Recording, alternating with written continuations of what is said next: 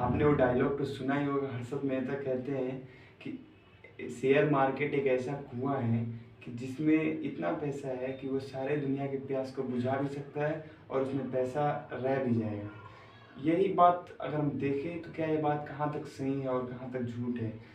अगर हम share market की बात करते हैं तो अमेरिका में 3%, अमेरिका में 53% जो इन्वेस्टर्स हैं, जो लोग हैं वो सिर्फ इन्वेस्टर्स हैं, और जो इंडिया में इन्वेस्टर्स हैं उसकी तादाद सिर्फ 3% है। इससे हम यह अंदाज़ा लगा सकते हैं कि भारत के लोग कितना कम इन्वेस्टमेंट की तरफ ध्यान देते हैं और वहीं अमेरिका के लोग कितना इन्वेस्टमेंट की तरफ ज़्यादा ध्यान देते हैं।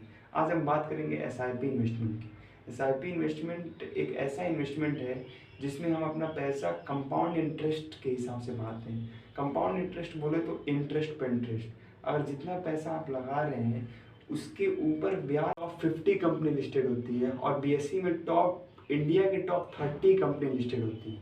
मतलब हम ये समझ सकते हैं कि निफ्टी 50 जो है अगर गिरेगा तो इंडिया का मार्केट गिरेगा, और निफ्टी 50 जो मार्केट होती है वो इंडिया की टॉप 50 कंपनी से मिलकर बनी होती है। और इंडेक्स फंड में आप इन्वेस्ट करते हैं तो आप इन दोनों NSE और BSE में इन्वेस्ट करते हैं। और आपका जो इन्वेस्टमेंट होता है उसमें अगर रिस्क देखें इंडेक्स फंड और म्यूचुअल फंड में तो बहुत कम होता है as compare to stock market. Stock में अगर आप पैसा इन्वेस्ट करते हैं तो स्टॉक में आपका अगर पैसा इन्वेस्ट हो जा रहा है तो वो पर्टिकुलर स्टॉक में इन्वेस्ट हो रहा है।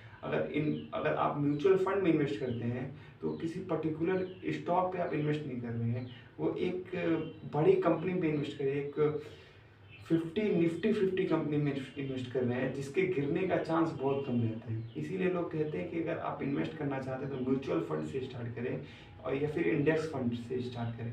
इंडेक्स फंड और म्यूचुअल फंड बेसिकली आपको रिस्क मैनेजमेंट सही कर देता है, आपका रिस्क बहुत कम हो जाता है।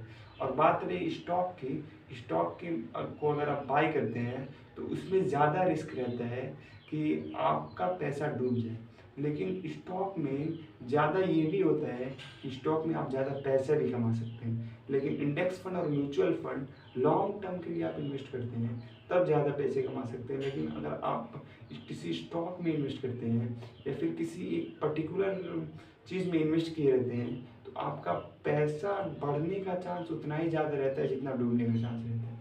लेकिन इंडेक्स फंड में ऐसा नहीं होता है, जितना कि रेट ऑफ इंटरेस्ट से आपका पैसा बढ़ेगा उतना ही कम चांस रिस्क भी रहता है, उतना ही कम रिस्क भी रहता है और उतना ही कम आपको अमाउंट भी मिलता है। जिससे आप यह अंदाज़ा लगा सकते हैं कि शेयर मार्केट में अगर आप अपना पैसा इन्वेस्ट करेंगे तो आप कहाँ इन्वेस्ट करेंगे, स्टॉक या फिर म्यूचुअल फंड में।